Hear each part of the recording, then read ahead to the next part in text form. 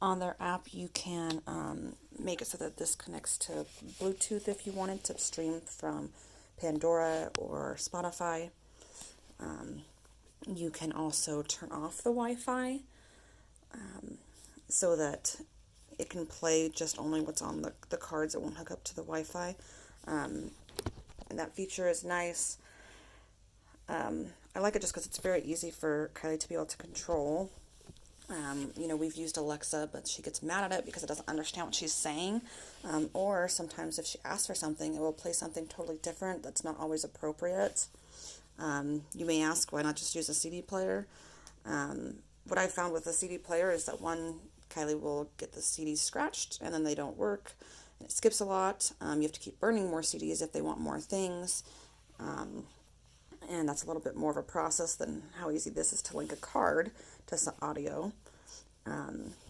I've also found that, you can only put certain things on a CD and you can put more on this.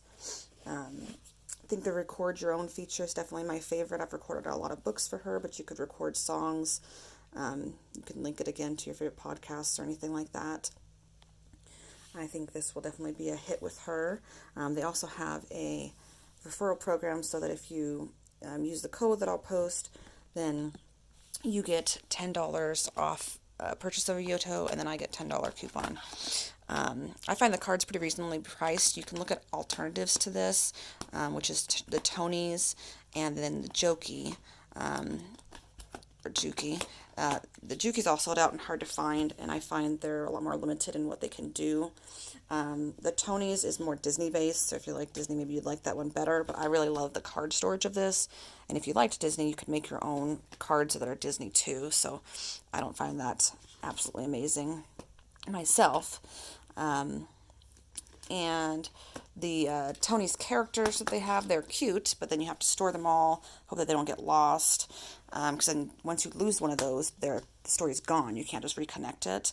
The nice thing about the Yoto is that the library it has is connected on a cloud space on your phone app, and you can download the app for free ahead of time to look at it, look what's available, look what the features it can do, the settings it has. You don't have to have a Yoto player to do that, or even an account. You can just browse the app and see what's available. But if you lose a card, so say she loses, probably a good majority of these cards, then you can relink it to the make your own card so that you didn't just waste your money on a story. Whereas if you get the Tonys or the Joki, then you have to buy it again. They are constantly updating their features. They have a Facebook group where you can make suggestions on what features you would like to see. Like I had posted the make your own cards, the icons, being able to make your own. And literally 2 days later, they made that a feature. And that was just pretty cool to see that they're actually listening to their customers. If you have issues, again, the customer service is really great. You can reach them on the Facebook group, or emailing them is pretty quick. Their shipping times are pretty good too, and I find, they have free shipping over, I think it's $35 or $40 now, which is pretty reasonable. It's very easy to spend that. The cards range from anywhere from $3 up to, I think, $12 was the most. They also have packs of cards for different sets of ones. They're always coming out with new cards. There will also be a club coming to the U.S. They already have one in the U.K. Early next year. And for that, you would get a couple cards each month before they're released into the main store, which we will be signing up for. I think that will be really cool. Overall, I think this will be really great, and I know Kylie will love all the different options it has and different things that it can do. So I would highly recommend it, and I'm asking my family and friends to make their own recordings for her, so you can make your own recording of a CD or a book, and then I'll put it onto a card for Kylie to keep, which I think will be really great. So now you can see that it just turned on to daytime. I have it set for 6:30, so she can't listen to certain things before 6:30 in the morning. And so if you press this once, it's going to go to the podcast for today.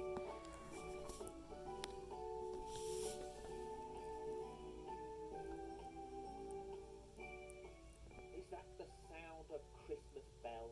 Is that the smell of that a flash of red I saw upon my roof? Whisper it. There's only 1 week to go until Christmas. If you press it again, it's going to give you the radio.